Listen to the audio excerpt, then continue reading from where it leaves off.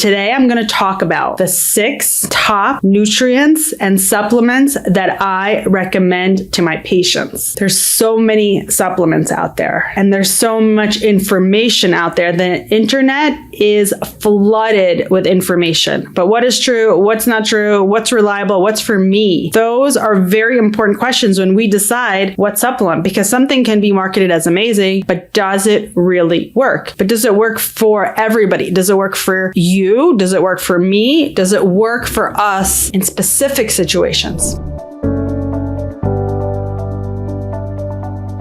Hello, everybody, and welcome back to the Good Gut Feeling podcast, where we digest modern medicine with old world wisdom. My name is Dr. Alexandra Shestina, and I'm your host for this weekly podcast. And today we have another exciting gut health topic that you can use to change your life today. Before we get started, just a couple of quick words. This episode, all our future episodes, all our prior episodes are for educational purposes only. They don't take the place of advice from your medical doctor or provider. Let's jump right in. I get asked this a lot. And today I'm going to talk about the 6 top nutrients and supplements that I recommend to my patients. There's so many supplements out there, and there's so much information out there. The internet is flooded with information. But what is true? What's not true? What's reliable? What's for me? Those are very important questions when we decide what supplement, because something can be marketed as amazing, great for gut health, great for total body health, great for weight loss, great for metabolism, you name it. But does it really work?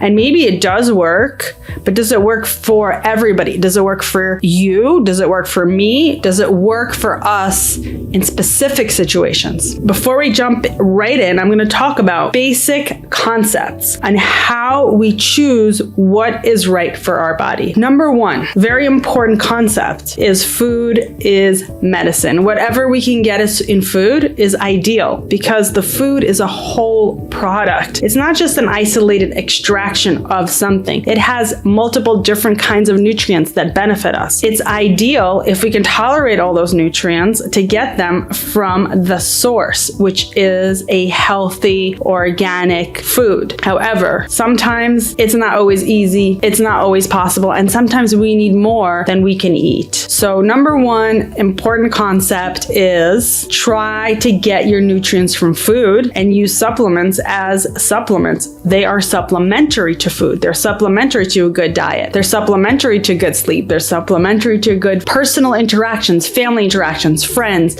exercise. That is the foundation of health. However, most of us take supplements. I take supplements. I recommend supplements for my patients because sometimes it's easier, sometimes it's more practical, and sometimes it's just not possible. So number 1, start with food, start with sleep, start with exercise, start with the foundation, then move on to supplements. Number 2, very important concept about supplements. Too much of a good thing is too much. It's not always the case that more is better. Sometimes less is more, because remember, it's still a pill. It still needs to be metabolized in our liver. It still requires work by our body. In the same way as you wouldn't want to take an extra dose of a pill that is a pharmaceutical pill or a doctor prescribed pill, the same way you don't want to take an extra dose of a supplement. You want to take the dose that's right for you. The doses on the bottles are not always the right doses for each person. Many times I've seen we actually need lower doses. Sometimes we need higher doses. But it's important to understand that the recommended dose on the bottle is not necessarily your dose. It needs to be customized to you. And if you are doing it at home, start low and add. See how you tolerate it, because some people have reactions. Some people have allergic reactions. Some people it's just too much for their body, and they may not have a reaction, but it may be not the right amount for them and just way too much. So always start low. Number 3, get good supplements. They should be sourced well. Supplements that are sourced well are often professional grade. Supplements are not as regulated as pharmaceuticals, and therefore are not always as transparent in their contents. So sometimes there's not everything that they say is actually in the supplement. This is very much so with probiotics, and we're going to get to that in a minute. So remember, source your supplements well. Do your research. Get good brands. Look at the ingredients. Don't just get gut health supplement. Look what's in it. See that the ingredients in the supplement are all that you need and not more than you need. Remember, you want enough, not too much, and not too little. Better to start with a supplement that has fewer ingredients. So some supplements are combinations of different products. So we don't always want that unless we all want that entire content. I wouldn't get a product if you want a probiotic if it also has a vitamin. If you don't need that vitamin. If you're looking for that vitamin, then great, that's a score. If you don't need that vitamin, you're not looking for that vitamin and you just need that probiotic, then just get the probiotic. Just get the one that has what you need. So what are my top 6 favorite nutrients and supplements? Number 1, as a gastroenterologist, I have to start with probiotics. They are really amazing products when they are well done. First of all, I want everyone to know probiotics do not replace a good diet. The way that we truly build our microbiome is eating good food, among other things, among sleeping, among taking care of our mental health, but they're not magic pills. So if you take antibiotics, or if you have taken antibiotics for a long time, probiotics do not negate the antibiotic. So I know some people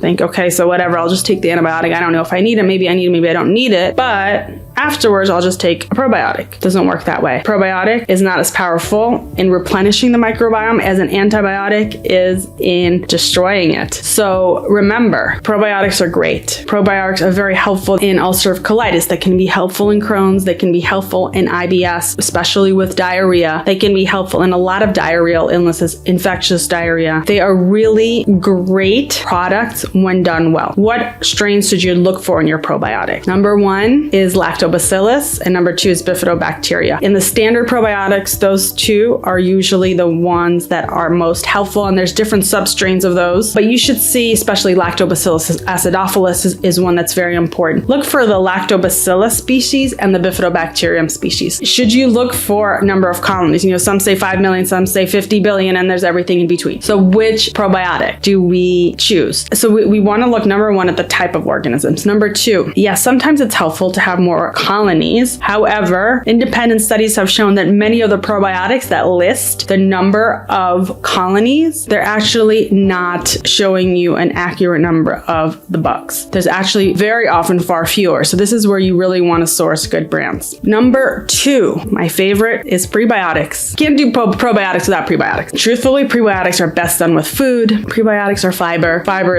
can be soluble and insoluble fiber. Soluble fiber is the fiber that the bugs in our microbiome like to eat. The bacteria like to eat these soluble fibers. Inulin is a type of soluble fiber. Insoluble fiber is the fiber that helps create bulk in our stool and helps push things along. So this is a great fiber if you are a little backed up and you really want to push things along. You could really get your fiber from a lot of plant-based foods. Most of plant-based foods have fiber that's both soluble and insoluble. So you get both. You can take it as a supplement. Psyllium husk, for example, has both insoluble and soluble fiber. It's often used for people who are constipated, who really need to bulk up their stool to help move things along. Number 3 is magnesium. Magnesium is really an electrolyte, and it's so vital for so many bodily functions. Magnesium is found in almonds, chia seeds, in salmon, in black beans. However, sometimes we need a little more magnesium. And what kinds of magnesium? So there's 3 types of magnesium that I love. Number 1 is magnesium citrate. Magnesium citrate is the magnesium that you want if you are backed up. It does help loosen the stools. It's a great source of magnesium that has a special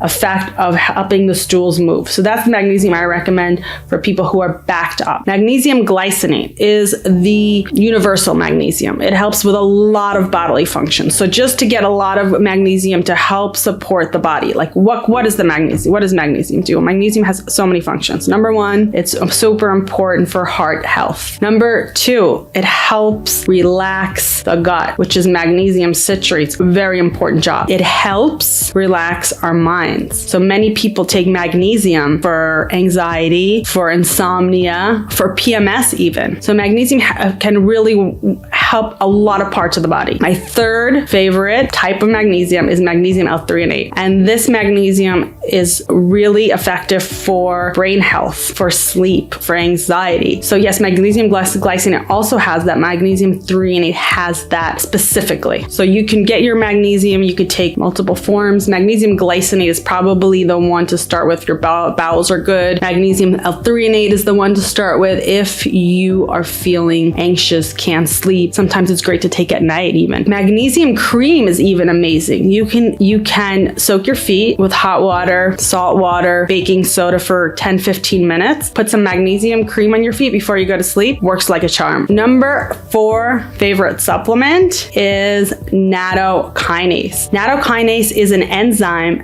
that actually helps break up clots. Nattokinase has been shown to help decrease blood pressure. It's great for heart health. It's great to decrease the clots, the atherosclerosis and the clots in our arteries and veins. Recently, it's come to become more popular because we know that with COVID and the spike protein can actually make the blood more thick. So using nattokinase afterwards can be really helpful. Nattokinase actually comes from the Japanese bean that is fermented called natto, N-A-T-T-O. And you can buy the natto and you can eat the fermented beans. Remember, they're soybeans. So soy is often genetically modified, so always get soy organic. Soy should be organic. Number 5 favorite supplement is a B complex vitamin. B vitamins have so many functions in the body, including neurologic health, including mental health, including energy. So this is usually what I prescribe it for. What I use it for myself is in the morning. Ideally, not a great time to take B vitamins is at night. So take it in the morning because it could give you a good energy boost. It helps energize, helps with mental health. It's really supportive for the body in many, many bodily functions. You can get there's many different B vitamins. You can get them separately. You can get them together. I usually get a complex. And 6th, very important, is ginger. Now you can just get the ginger root, you can juice it, you can put in smoothies. Ginger is a pro-motility. It means it pushes